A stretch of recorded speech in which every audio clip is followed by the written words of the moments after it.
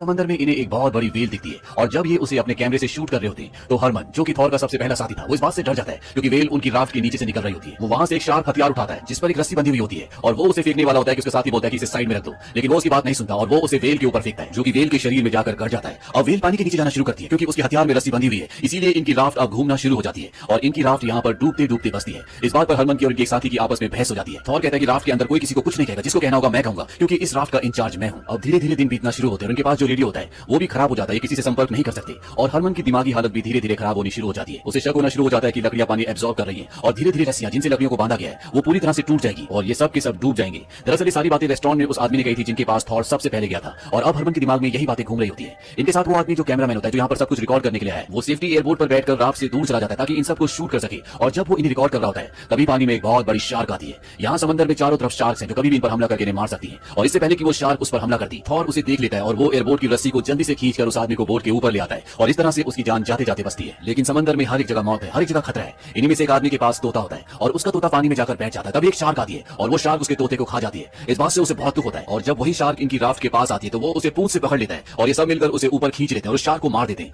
जिससे खून पानी में गिरना शुरू हो जाता है, जिसकी वजह से शार्क्स इनकी राफ्ट की तरफ अट्रैक्ट होती है और वो सब की सब इनकी राफ्ट के चारों तरफ घूमना शुरू कर देती है। हरमन इस बात से डर जाता है। वो वहां पर एक बॉक्स लेकर आता है जिसमें उसने स्टील की बहुत लंबी वायर्स रखी होती है और वो थॉर को बोलता है कि अब बचने का एक ही तरीका है, हमें अपनी राफ्ट को इनसे बांधना होगा, नहीं तो हमें से कोई भी नहीं बचेगा। लेकिन थॉर कहता है कि हम वैसे जाएंगे जैसे आज से 1500 साल पहले लोग यहाँ से गए थे और वो उन स्टील की तारों को फेंक देता है। हरमन का दिमाग पूरी तरह से अच्छे से काम नहीं कर रहा होता, उसका पैर स्लिप हो जाता है, पानी में गिर जाता है और इससे पहले कि शार्क उसे अपना खाना बनाती, उसे पानी के ऊपर खींच लिया जाता है। ऊपर आने के बाद